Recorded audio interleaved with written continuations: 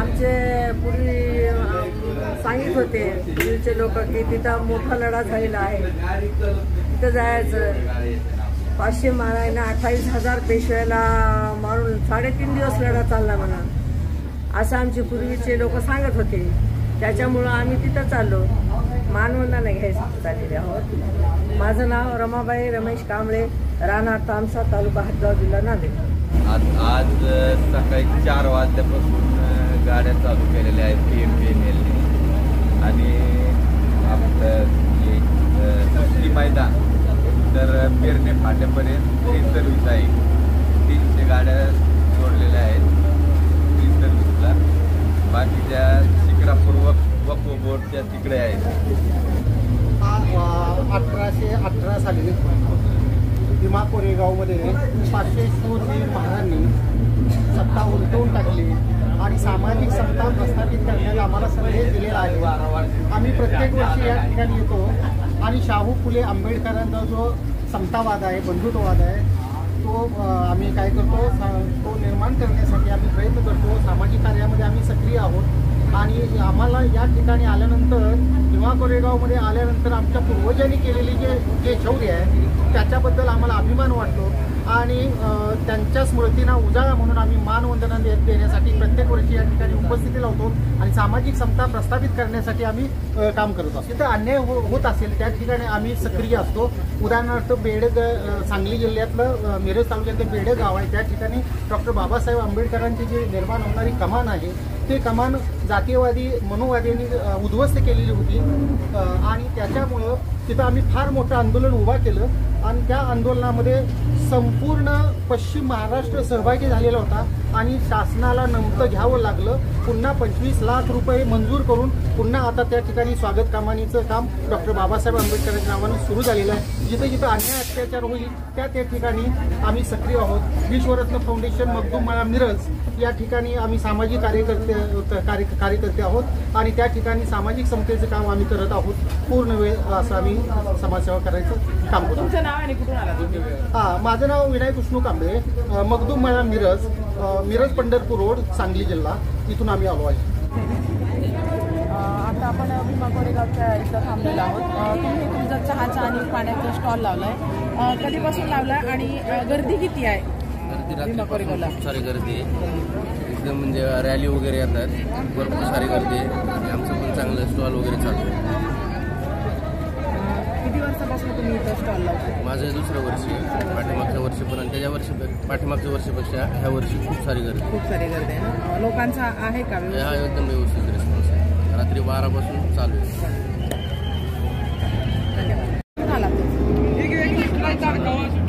खराडीमधून आलेलो आहे. माझं स्टॉल आणि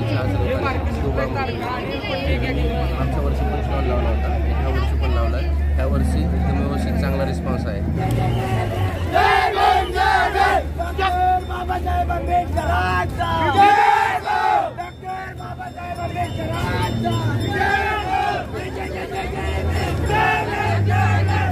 खऱ्या अर्थाने आपल्या हा पूर्वजांनी केलेला पराक्रम आहे. जाती अंतांच्या विरोधात, विषमतेच्या विरोधात ही समतेची लढाई होती आणि याच्यामध्ये आपल्या इतर समाजाचे बांधव आणि आपले कडवे 500 शूर महार वीरांनी पेशव्यांवरती विजय मिळवला आणि हा तो आजचा दिवस म्हणजे आपण शौर्यदिन म्हणून विजय स्तंभाला मानवंदना देण्यासाठी देशभरातून, राज्यातून, विदेशातून अनेक आपले बंधुभाव भगिनी सर्वजण अभिवादन करण्यासाठी येत असतात आणि त्यांच्यासाठी आपण इथे अनेक गेल्या वर्षापासून आपण ही परंपरा जोपासलेली आहे की आलेल्या अनुयायांना अन्नदान व पाण्याचे वाटप करत असतो. आपण 10 ते 15 अन्नदान करतो आहे आणि 10,000 लोकांना पाण्याचं वाटप करत असतो की आपण काहीतरी समाजाचं देणं लागतो. ह्या हेतूने आम्ही हा उपक्रम दरवर्षीप्रमाणे राबवत असतो. सर्वांना प्रथमतः शौर्य दिनाच्या 206व्या शौर्य दिनाच्या मनपूर्वक हार्दिक शुभेच्छा.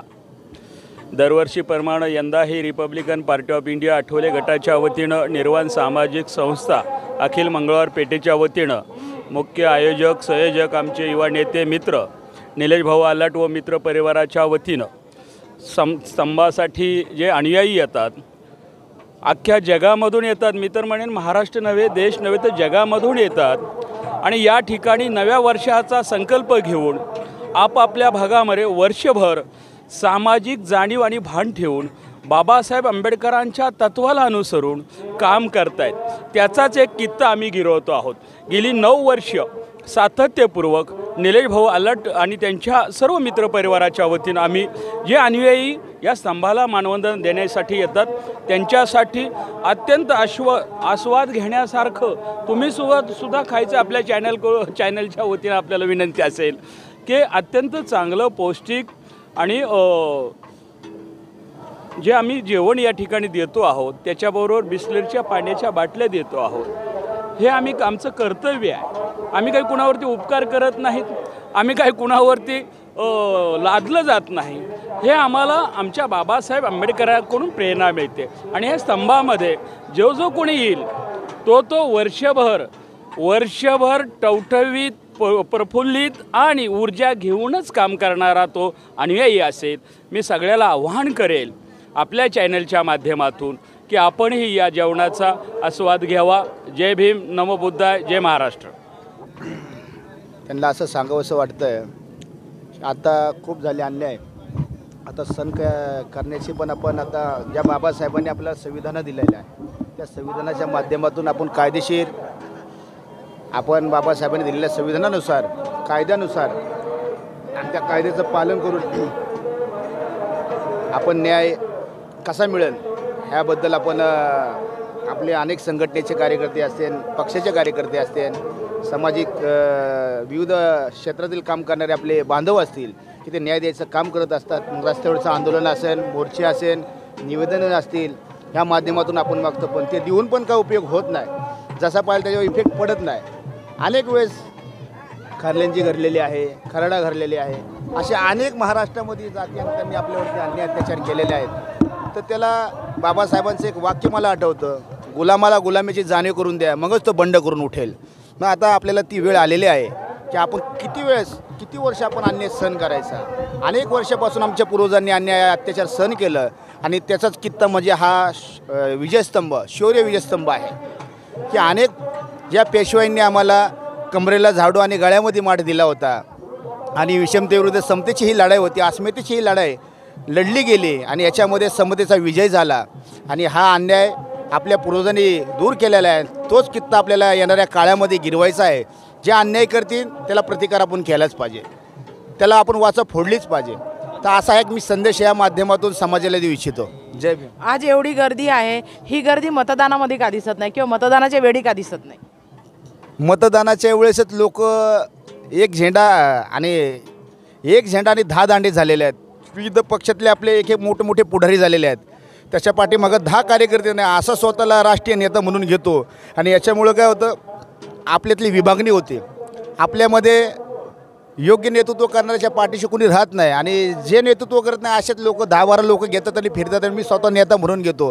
ह्याच्यामुळं काहीतरी आपल्या ह्याच्यामध्ये समाजामध्ये ह्याला मतदान करायचं का त्याला मतदान करायचं असा एक विचार निर्माण होतो. तर मला कधी असं वाटतं की मान्यवर कांशीराम साहेब असतील, दलित पॅन्थर असेल, जिथं अन्याय तिथं आवाज उचलायची अशी ही लोक होती, हे पॅन्थर्स होते. आता तो पॅन्थर्स लोप पावल्यासारखं असं वाटतं की आता कुठंतरी पुण्याने ही पॅन्थर उभी राहिली पाहिजे या अन्याय अत्याचाराविरुद्ध. आणि राहिला विषय मतदानाच्या वेळेस आपण विखरलो जात होतो. आताही शिलापाखरांना मी विनंती करतो की सगळ्यांनी एका झेंड्याखाली यावं आणि समाज आज आपली वाट पाहतोय आणि समाज आपल्यावरती निर्भर आहे. म्हणून ह्या मोठ्या नेत्यांनी एकत्र येऊन एक मूठ बांधावी आणि एक मोठा पक्षाचा निर्माण करावा की जेणेकरून आपल्या समाजाचे प्रश्न सुटतील. आपण जर सत्तेत गेलो तर ते प्रश्न सोडू शकतो असं मला वाटतं.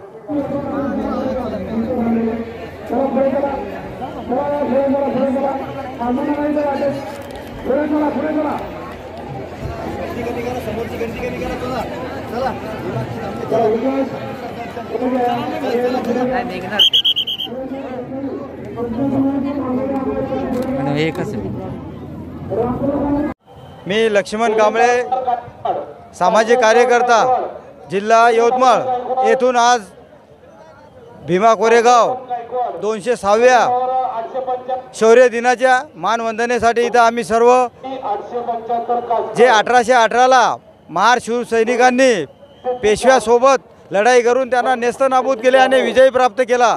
आज त्या निमित्त 206व्या दिनाच्या औचित्य साधून आम्ही सर्व इथं आलेलो आहोत।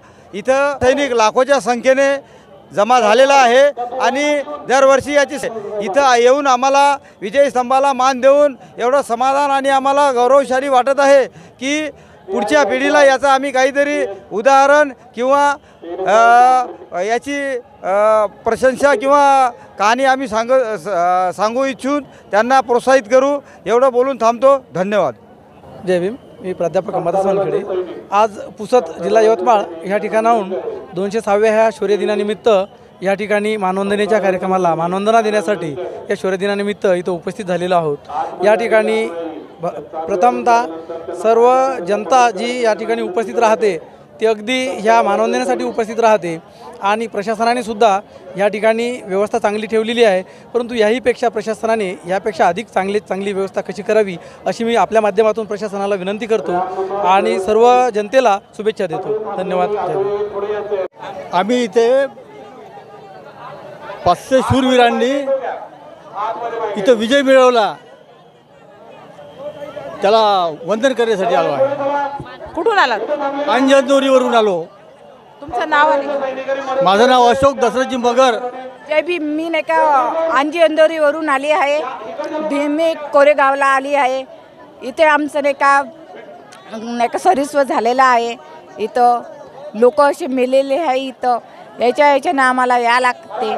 आमचा अभिमान आहे। इथं आलो तर आम्ही आमच्या लोकांचा अभिमान आहे। मी दत्तरकासाठी आलो येवला तालुका, नाशिक जिल्हा येवला राजापूर येवला तालुक्यात। आम्ही दत्तरकाचे बरेचसे लोक आहे आम्ही आमच्या गावचे हो।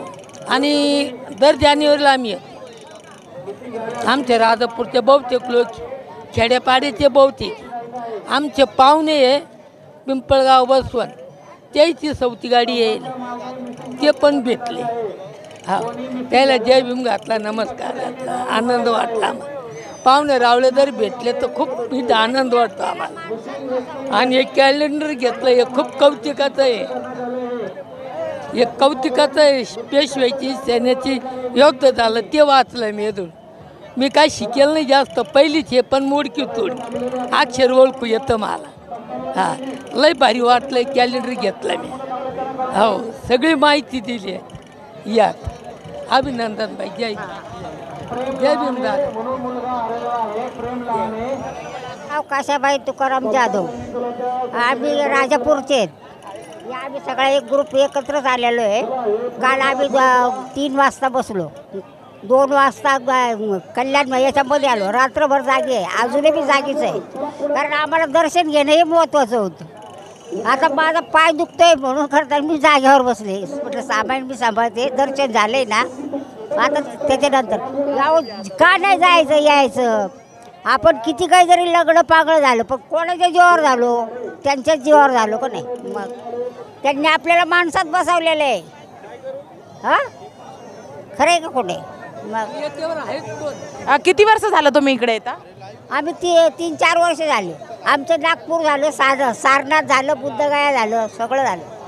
मग आता इकडेच येतो। विजय स्तंभाला दरवर्षीप्रमाणे ह्याही वर्षी सलामी देण्यासाठी पण जी सुविधा पाहिजे होती ती सुविधा अजून आपल्याला दिसत नाही। कारण की एवढं मोठं बाबासाहेब आंबेडकरांनी या देशाचं संविधान लिहून तुम्हा आम्हाला अधिकार दिला आहे, पण या सरकाराला अजून जाग येत नाही।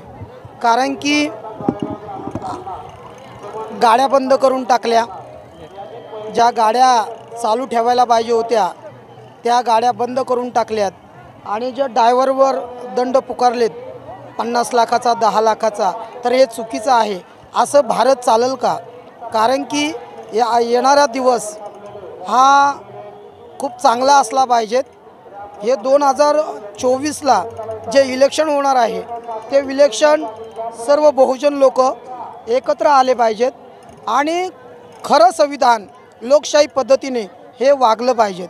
पण आताचं जे सरकार आहे ते हुकुमशाही आणतं का काय अशी भीती निर्माण झाली आहे आणि संविधानातलं जे कलमा आहेत त्या कलमा कमी करत आहे ह्या सरकारला मी सांगतोय, या मोदीला सांगतोय, अमित शहाला सांगतोय, जर सरकार चालवायचं असेल तर संविधान हे जे बाबासाहेब आंबेडकरांनी लिहिलेलं संविधान हे चांगलं वाचलं पाहिजेत.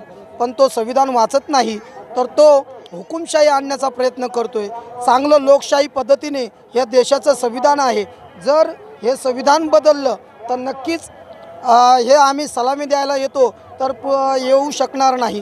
कारण की जर संविधानच जिवंत असलं तर नक्कीच आम्ही इथे येऊ शकतो. पण येणाऱ्या दिवसात मी असं आवाहन करेन माझ्या भीमबांधवांना, माझ्या जनतेला आणि बहुजनांना की वंचित बहुजन आघाडीशिवाय पर्याय नाही. बाबासाहेब आंबेडकरांचे नातू प्रकाश तथा बाळासाहेब आंबेडकर यांच्याशिवाय पर्याय नाही. जगाने ओळखलं पाहिजेत, नाहीतर काय खरं नाही. 2024ला हे आपलं मतदान, अमूल्य मतदान, कवाडे, रासू गवईचा मुलगा राजेंद्र गवई, रामदास आठवले जे इकडे तिकडे भटकतात बाबासाहेब आंबेडकरांचं नाव घेऊन, तर त्यांनी भटकलं नाही पाहिजेत. तर बाबासाहेब आंबेडकरांच्या रक्तासोबत त्यांनी काम केलं पाहिजेत आणि नक्कीच त्यांना या देशाचं एक संविधान वाचवण्यासाठी त्यांच्या पाठीशी खंबीरपणे उभं राहिलं पाहिजे. आणि आज इथं फार गर्दी आहे भीमा कोरेगावला. मग हे आपण निवडणुकीत का नाही दाखवते? तुम्ही म्हणता अमित शहा किंवा मोदी संविधान धोक्यात आहे, त्या लोकांना आपणच निवडून देतो ना. मग निवडणुकीच्या वेळेस जेव्हा चांगला नेता किंवा चांगला प्रतिनिधी निवडण्याची वेळ येते तेव्हा मग आपली ही आंबेडकरी किंवा बहुजन जनता कुठं जाते? जे आठवले आहेत, कवाडे आहेत, रासू गवईचा मुलगा आहे, इन्न मायावतीचा पक्ष आहे, तो महाराष्ट्रात नसला पाहिजेत. कारण की महाराष्ट्रात जर जिवंत ठेवायचं असेल बाबासाहेब आंबेडकरांचं संविधान या भारतामध्ये, तर महाराष्ट्रात तरी ह्या गटाने लक्ष केलं नाही पाहिजेत, उमेदवार उभे केले नाही पाहिजेत आणि बाबासाहेब आंबेडकरांच्या नातूच्या हातात हे महाराष्ट्र दिलं पाहिजे. नक्कीच कामं चांगले स्वच्छ होतील. ताई, माझं प्रॉपर कर्नाटक आहे, बिजापूर डिस्ट्रिक्ट, इंडी तालुका, लचण म्हणून एक बारीक गाव आहे. मी तिथून आहे ना 1 जानेवारी विजयस्तंभासाठी अभिवादनासाठी आलेले आहे. काय सांगाल आज विजयस्तंभाला आलात तुम्ही? काय नाही ताई, आज इथून जर सुविधा बघितलं ना, सुविधा काहीच नाही आहे, अपुरं सुविधा आहे. आणि काही आहे ना, इथं पाण्याची सोय नाही आहे आणि येणं जाणं सोय नाही आहे. नुसतं नावापुरतं ही लोक प्रचार करतात. हा बार्टी संस्था बघितलं, बार्टी संस्थेच इथं दिसत नाही आहे. ह्याचा अगोदर पेपरमध्ये दिलं तर बार्टी संस्थे एवढं करणार तेवढं करणार, बार्टी संस्थेचे काहीच कामं नाहीत आहे. नाही, पण गर्दी खूप आहे, लोकांची संख्या खूप आहे, तर त्यामुळे कदाचित होत असेल असं नाही वाटत आहे? नाही नाही ताई, किती बी गर्दी असली तर गर्दीचा फायदा घेत आहेत ना ते लोक. ते आहे ना, आपल्याला काहीच त्याचं हे करत नाही आहे, फक्त नावापुरतं करतात त्यांनी. तुमच्या तिकडे कर्नाटकामध्ये चळवळीबद्दल काय सांगाल? म्हणजे तिकडे तुमचं कसं आहे? नाही, कर्नाटकमध्ये आपले चांगलं आहे ताई. फक्त आपले काय आहे, कर्नाटकमध्ये काही शिक्षण संस्था ही संस्था व्हायला लागलेत. सरकारी शाळा नाही आहे, दलित मुलं सरकारी शाळेमध्ये जातात, विना ह्याच्यामध्ये जात नाही, संस्थेमध्ये जात नाही. ही खूप मार बसतोय. ही ज्यावेळी BJP सरकारला ह्यांचा धंदा व्हायला लागलेत. बीड जिल्ह्याहून आलोत, माजलगाव तालुका, बीड जिल्हा. हो, धारूर तालुका, बीड जिल्हा, धारूर तालुका. कोरेगावाला. काय सलामी द्यायला? माझं नाव सोनाबाई लांडगे आहे, पाथरीहून आले भीमनगरमधून आणि आता इथं तंबूला सलामी करायला आले. माझं नाव पुष्पा तुळसे. काय जय भीम. मी सोलापूरहून आले, हे भीमा कोरेगावसाठी आलेले आहे. ते बलिदान दिलेले आहे ह्या गावामध्ये, त्यासाठी आम्ही दरवर्षी येतो. किती वर्ष झाले? मला आता 5 वर्ष झालेले. सतत येतो आम्ही, गर्दी असो काय असो येतो. माझे नाव आकाश राजेंद्र ढोरे. आम्ही 500 शूरवीरांना मानवंदना करायला आलो आणि बाबासाहेब आंबेडकरांना अभिवादन करायला आलो. नागपूर, नंदनवन, झोपडपट्टी. आम्ही बुलढाणा जिल्ह्यामध्ये खामगाव तालुक्यामध्ये राहतो, नायदेवी येथील राहतो आणि तिथून आम्ही इथे आलेलो आहोत. तर मित्रो, सर्वांना क्रांतिकारी एक शौर्याचा, एक स्वाभिमानाचा आणि अस्तित्वाचा जयभीम करतो. इथे आलेल्या सर्व धम्मोपासक उपासकांना आणि सहान बालक बालिकांना एक क्रांतिकारी जयभीम करतो. मित्रो, आजचा दिवस आज आपल्यासाठी एवढा महत्त्वाचा आहे की आज खरोखर आपल्यासाठी एक प्रकारचं स्टँड निर्माण झालेलं आहे. आज आपल्यासाठी एक अस्तित्व निर्माण झालं, आपल्यासाठी एक गर्वाचा दिवस आहे की 50,000 वर्षापासून आपली हे जनता होती, मूल निवासी आपण होतो. आपल्याला या मनुवादीने, पेशवाईने, सनातन धर्मालोकांनी की आपल्याला कूटनीतीने हरवलं आणि आपल्याला पायाखाली तुडवलेला आहे आणि या मनुस्मृतीच्या नियमाप्रमाणे चातुर्वर्ण व्यवस्था निर्माण केली आणि आपले हाल केले. आपल्या गळ्यामध्ये मडकं होतं, आपल्या कमरेला फडा होता आणि आपल्याला दिवसभर गावामध्ये हिंडण्याची बंदी होती, शिक्षणाची बंदी होती, अनेक प्रकारच्या बंद्या होत्या. अशा प्रकारे आपल्या हजारो पिढ्या मातीत गेल्या, परंतु आपल्याला कोणीही वर काढलेलं नाही. परंतु ही जी भूमी आहे, ही भूमी आपल्यासाठी एक प्रकारचं एक महार रेजिमेंटने इथे लढाई केलेली आहे. पेशव्यांचं आणि इंग्रजांचं इथे लढाई झाली होती. अगोदरच आपल्या शीतनाग हे सेनापती होते, त्यांनी सांगितलं होतं पेशव्यांना की बाबा हो, आम्ही जर तुमच्या बाजूने लढलो आणि ही जर लढाई तुम्हाला जिंकून दिली, आपण जर जिंकलो तर तुमच्या राज्यामध्ये आम्हाला आणि आमचे जे जमात आहे इथले मूल निवासी अस्पृश्य आहोत यांना काय स्थान असेल. परंतु त्यांनी सांगितलं की तुम्हाला या सुईच्या टोकावर आहे तिथंसुद्धा स्थान मिळणार नाही आणि त्यांनी त्यांचा अपमान केला आणि ते खूप मोठ्या अपमानाने पेटून उठले आणि इंग्रजांच्या बाजूने या भूमीमध्ये ते लढले आणि ती लढाई केवळ 500 महारांनी 28,000 महारांना हरवलं. केवळ 28,000 नाही तर ते ॲक्च्युली 35,000 आले होते. परंतु महारांची एवढी दडपशाही होती, एवढे ते महारांना घाबरत होते, स्वाभिमानी महार होते की ते त्यांना बघून 6,000 नुसतं पळून गेले आणि उरलेले 28,000 होते ते पेशव्यांना नेस्तनाबूत या भूमीमध्ये केलं आणि त्यांना हरवलं. आणि आपल्या इथे या सर्व महार लोकांना स्पृश्यांना एक मानाचं अस्मितेचं स्थान मिळवून दिलं मित्र. म्हणून हे सगळं आपले लोक इथे त्यांना मानवंदना देण्यासाठी येतात आणि सर्वांनी इथे गर्वाने यायलाच पाहिजे. एवढंच इथे बोलतो आणि माझे 2 शब्द संपवतो. सर्वांना क्रांतिकारी जय भीम. आता थोडेफार राहिले असतील, 100-200-300 राहिलेच फक्त. लोकांचा प्रतिसाद तर एवढा आहे. आता आम्ही काल रात्री लावलं होतं स्टॉल. रात्री अक्षरशः आजूबाजूला सगळे लोक शेकोटे करून तापत बसले होते, म्हातारी माणसं, प्रत्येक माणसं पार. आज इकडं कुठेही फिरायला गेलो तर तुम्ही सगळ्या गल्लीबोळामध्ये पाय ठेवायला जागा नाही, एवढे पब्लिक आहे, एवढं गर्दी आहे. पुस्तकं घ्यायला तेवढीच पब्लिक आहे, स्तंभ घ्यायला तेवढंच आहे. म्हणजे एवढं भावनिक वाटतंय की म्हणजे लोक म्हणते ते फक्त की ही उडाण टप्पू आहे ना अशी आहे ती. पण हे महार समाज आणि बौद्ध अनुयायी एवढे पुढं सर गेलेले आहे ते आणि एवढे वैचारिक झाले ते प्रमाणापेक्षा जास्त. आज चैत्यभूमीवर 100 कोटीची पुस्तक विक्री झाली असेल, पण आज इथं आपल्या भीमा कोरेगावला 200 कोटीची पुस्तक विक्री होईल. मग त्यासाठी भारत देशामधल्या तमाम नागरिकांना, भीमसैनिकांना माझ्या कुटुंबातर्फे व माझ्या गायकवाड फॅमिलीतर्फे शौर्य दिनाच्या लक्ष सदिच्छा. खूप भावनिक झाला दादा स्तंभाच्या बाबतीत बोलताना. कुठून आलात आणि तुमचं नाव काय? मी पुण्यामध्ये राहतोय, घोरपडे भीमनगरमध्ये. आता तसं काळच होता ना आपला. आजचा काळ कसा आहे, आज आपल्या प्रत्येक घरामध्ये हजारो लाखो रुपयाची पुस्तकं खरेदी केली जातात. आपली पोरं एवढी शिकते ती करते ती. पण आज शासन काय करतंय, शासनामध्ये काय चालू आहे, फक्त समाजाची बदनामी करायची, बौद्ध धम्माची बदनामी करायची आणि पार जातीवर गेलं तर महार समाजावर, दलितावर अन्याय अत्याचार चालूच आहेत. मग हे पूर्वजांनी त्या काळात घडवलं होतं. मग त्याच्यामुळे आज चटणी भाकर तर खायला मिळायला लागली ना. आज चटणी भाकर खातोय, सुटाबुटात फिरतोय, मटण मासं सगळ्याच गोष्टी चांगलं चाललंय. पण हे कशामुळे झालं, हे बौद्ध धम्मामुळे झालंय. आज आरक्षणासाठी किती मोठं मराठा आरक्षणासाठी किती मोठी लढाई चालू आहे आज महाराष्ट्रामध्ये. पण आज बाबासाहेबांच्या पुण्यामुळे सगळंच मिळालेलं आहे ना. मग हे बी जाण ठेवले पाहिजे समाजाने. आणि ते समाजाची जाण ठेवूनच रात्री एवढे महिला होत्या ना सगळ्या इकडं पार नदीच्या कडेला, एवढी थंडी होती पण एक महिला अशी कुठं गेली नाही ना काय नाही, अशीच बिचारी बसून होती त्या स्तंभाची वाट बघत. त्यांना काय, पण ती बाबासाहेबांची देणच आहे आणि त्यांना माहिती आहे बाबासाहेबांमुळे झालेलं आहे आणि समाज एकत्र येतोय. आपण आम्ही नांदेडून आलो आहोत. आम्ही ते विजयस्तंभासाठी आलेलो आहेत मानवंदना द्यायला. नांदेडून आलेलो आहोत. हिंगोली या ठिकाणाहून आलो आहे मानवंदना देण्यासाठी. तर इथं भरपूर अशी पब्लिक आहे. पण इथं आम्ही हिंगोलीहून आलो, इथं नेट नाही, काही नाही. जे बाकीच्या सभा वगैरे होतात त्या भरपूर असे म्हणजे नेटचा वगैरे वापर केला जातो. पण आपली जी आताची जनता आहे ती कोणत्याही याच्यावर म्हणजे आमचे व्हॉट्सअपचे वगैरे सगळे नेट नाही चालू, काय नाही. त्यामुळे आम्हाला सरकारला प्रश्न विचारायचा आहे की आजच्या दिवशी का नेट तुम्ही बंद केलं आहे. आमचा एक हे आहे, कारण तुम्ही बाकीच्या सभा वगैरे असलं तर त्या तुम्ही सगळं मीडियावर, सोशल मीडियावर दाखवता. पण हे आज नेट आमच्या मोबाईलवर नसल्यामुळे कारण आम्ही गावाकडून एक मोठा काहीतरी म्हणजे ह्याच्यासाठी आलो की समाजासाठी काहीतरी आपण हे करावं, ते संदेश देण्यासाठी आलो. पण इथं कसं आम्हाला ज्या नेटचं जे हे होतं ते आमचा एक ते हे आहे.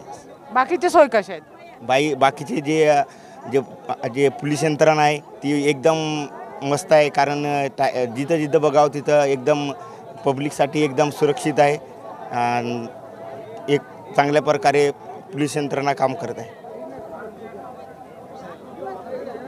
मी भन्ते प्रज्ञाशील मुक्काम पोस्ट थडीपोनी तालुका नरखेड जिल्हा नागपूर.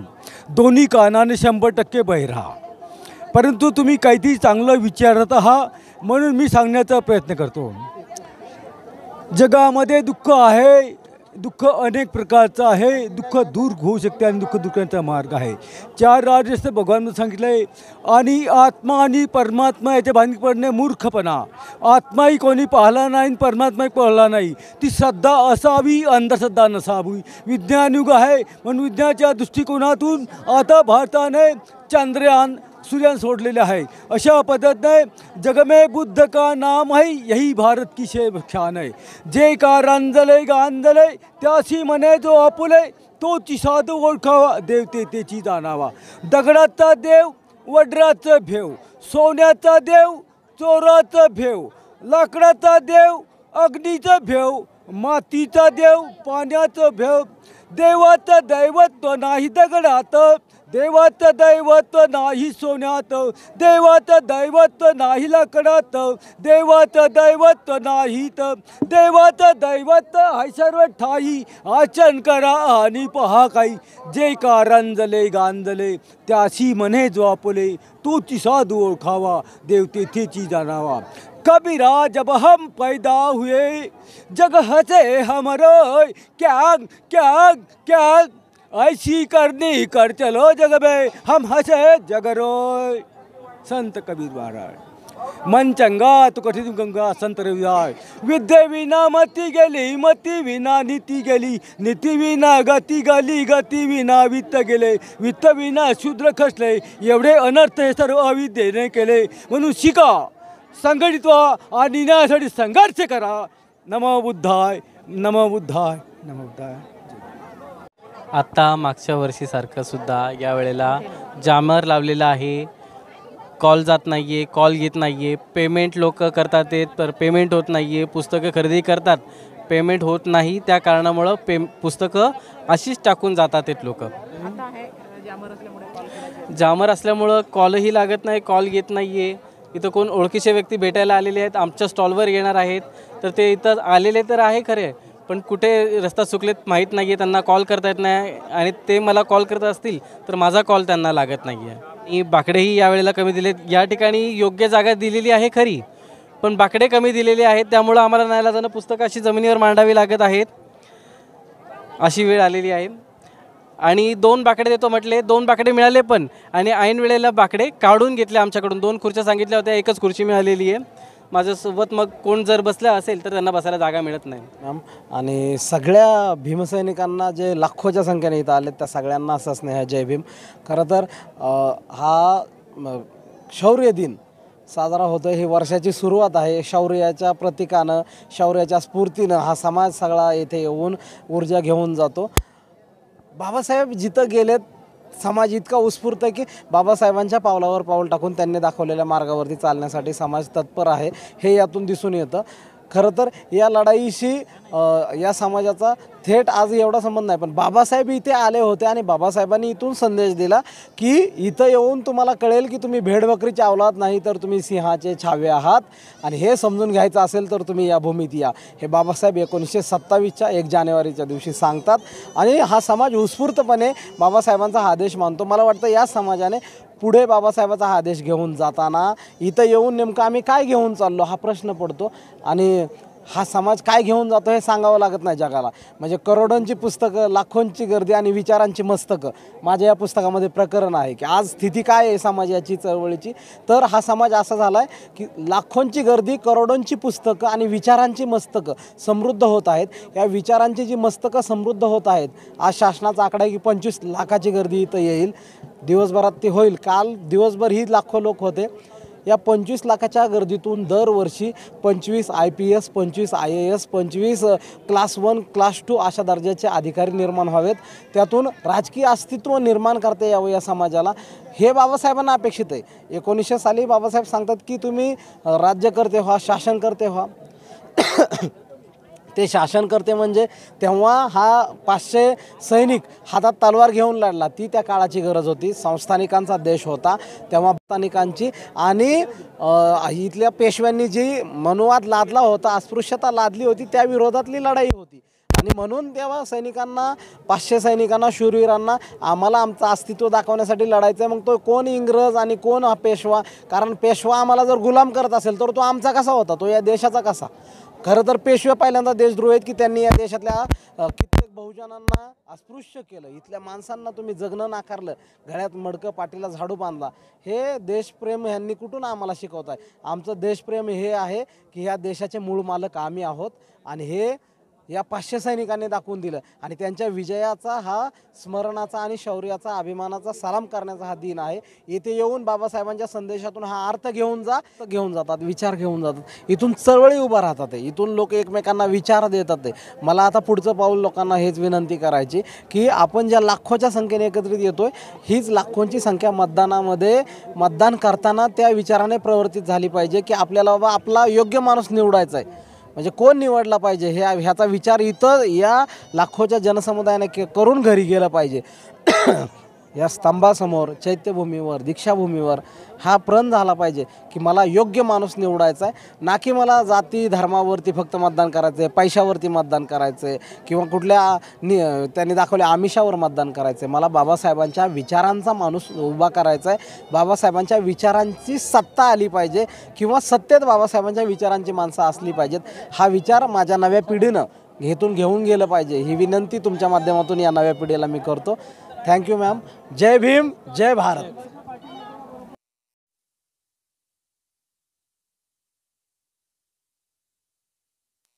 शौर्य दिनाच्या सर्वांना शुभेच्छा आणि सरसेनापती शिदनाक व त्या तमाम बटालियनला आपल्या सर्वांनाच माहिती आहे की 206 वर्षापूर्वी सरसेनापती शिदनाक यांच्या नेतृत्वाखाली इथल्या सामाजिक विषमतेच्या विरोधात असलेल्या लढ्याला जे नेतृत्व लाभलं होतं, त्याचाच वसा आणि वारसा आपल्याला लढाईपासून तर कायद्याच्या लढाईपर्यंत बाबासाहेबांनी, विचारांच्या लढाईपर्यंत बाबासाहेबांनी आपल्याला आणून दिलेला आहे. आणि त्याच आदर्शांना समोर ठेवून आपण उपकृती या भावनेने आज या ठिकाणी एकत्र येतो. कारण बाबासाहेबांनी म्हटलं आहे की आपल्या पूर्वजांचा इतिहास शौर्यशाली आणि गौरवशाली आहे. तर गौरवशाली इतिहासाचं स्मरण हे भूतकाळातल्या घटनांकडून प्रेरणा घेऊन भविष्याची दिशा आणि दशा ठरवतं. त्यासाठी इथे तमाम नव्हे तर सकाळपासून रात्रीपासून बघते की अगदी कर्नाटकात, तामिळनाडू, बंगाल, अगदी पूर्ण देशभरातल्या सगळ्याच राज्यातून जिथे जिथे बाबासाहेबांना आपला उद्धार करता समजतात असे नागरिक आलेले आहेत.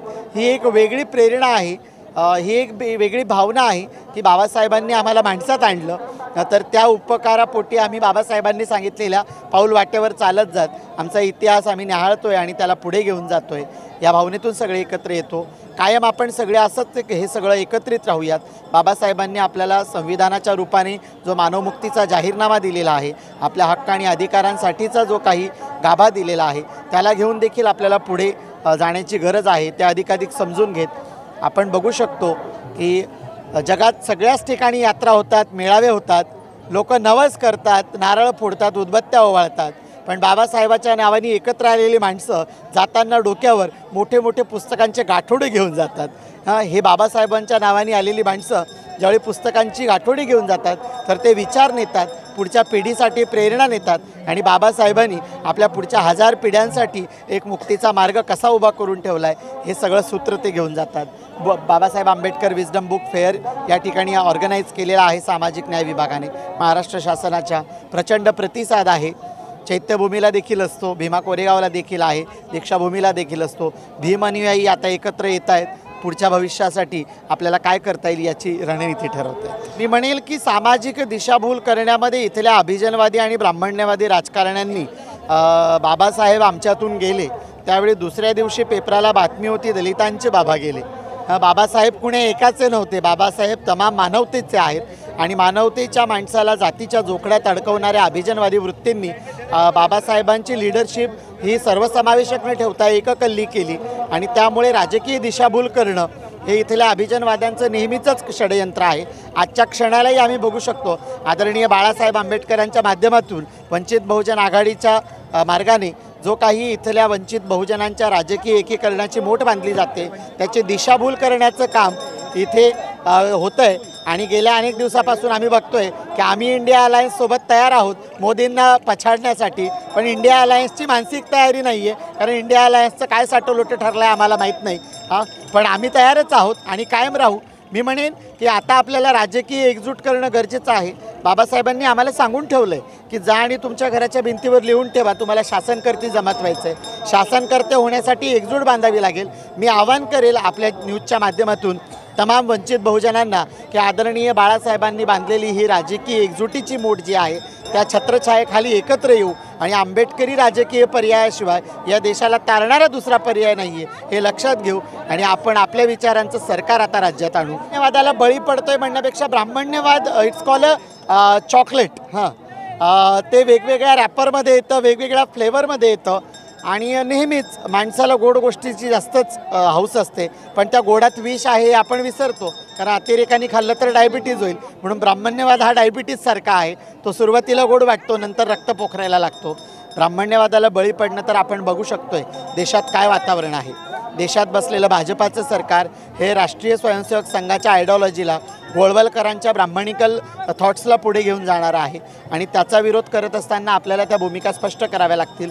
ब्राह्मण्यवाद जो चमत्कार आणि नमस्कार म्हणजे आमचे एक शाहीरदादा आहेत, शाहीर संभाजीदादा भगत, नेहमी म्हणतात की भीमपुतळ्यात बंद केला बाई, त्याच्या वैऱ्यांनी जेरबंद केला बाई. तर आपण पुतळ्यातला बाबासाहेब न शोधता ग्रंथातला बाबासाहेब शोधू, विचारातला बाबासाहेब शोधू. बाबासाहेब, मी तरी नेहमी म्हणते की बाबासाहेब माझ्या जगण्याचा भाग झाले पाहिजे. बाबासाहेब माझ्या जगण्याचा भाग झाले तर समोर शत्रू कितीही ताकदीचा असो, आमची ढालच एवढी ताकदीची आहे की समोर कितीही चांगली तलवार येऊ तिचे तुकडे पडतील, आमची ढाल जागची हालत नाही.